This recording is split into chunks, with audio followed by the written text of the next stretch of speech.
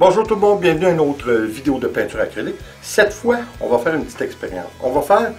On l'a déjà fait dans le passé, mais pas tout à fait avec ces ingrédients-là. On va faire 3 tests différents, 3 canevas. On va faire 3 flip cups, 3 verres renversés. Un avec de l'acrylique et de l'eau seulement. Un avec de l'acrylique, de l'eau évidemment, et du silicone. Et un avec de l'eau, de l'acrylique et de la colle blanche. Je vois beaucoup de gens qui disent « Ah, il faut mettre un petit peu de silicone en aérosol dans notre verre avant de faire notre flip cup. Hein? » Parce qu'on met nos petites... Là, j'en ai 4 couleurs, je crois. Hein? Oui, 4 couleurs ou 5 couleurs. Quoi qu'il importe, vous allez le voir. On met dans les petits cups, on met nos silicones et tout. Puis quand on verse dans notre verre principal pour faire le flip cup, on fait notre dirty pour, il y en a plusieurs qui disent de mettre du silicone en aérosol, comme je vous dis, pour faciliter l'écoulement de l'acrylique. Je suis obligé de vous dire que je ne suis pas tout à fait d'accord. Dans le sens que le silicone est un médium. Le silicone va travailler la molécule de l'acrylique, par définition. Alors, si vous mettez vous ne voulez pas de silicone dans votre mélange et dans votre verre renversé, n'en mettez pas. Ne mettez pas de silicone en aérosol. Vous allez affecter, aussi peu soit-il, vous allez quand même affecter la molécule de l'acrylique, même si c'est pas beaucoup. Alors, c'est pour ça que je vous dis, et puis de toute façon, écoutez, là, ce qui va rester dans le verre, c'est minime, là. Faut pas venir fou, là.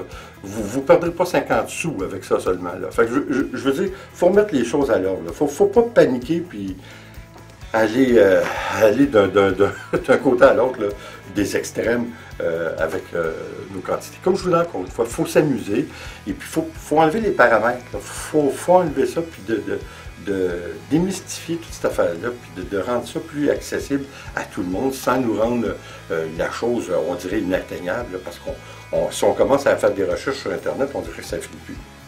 Écoutez, comme je vous dis, on va faire nos 3 petites expériences. On va voir vraiment la différence entre les 3 parce qu'encore une fois, je ne mets pas de silicone. Si je décide de faire un mélange avec de l'acrylique et seulement que de l'eau, je ne mets pas de silicone du tout. La seule chose cette fois, j'ai oublié, parce que je viens de faire mes mélanges, je vous ai épargné tout le processus du coulage et du brassage, disons. J'ai oublié de mettre du silicone dans mon verre principal pour faire le verre renversé.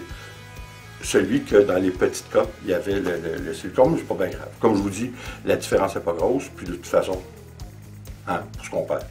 Alors, de toute façon, puis j'en perds assez, parce que moi, je ne sais pas si vous avez vu, mais j'ai toujours la tendance d'en mettre beaucoup plus que nécessaire, parce que ça m'est arrivé au début à quelques reprises d'en mettre pas assez, puis ça, je vous dis que c'est dur de revenir de ça en arrière. Alors, j'aime autant en mettre un petit peu plus. Ça ne coûte pas bébé plus cher. Pour être sûr de notre coup. Alors, de toute façon, écoutez, on s'en va faire l'expérience, puis on se revoit après.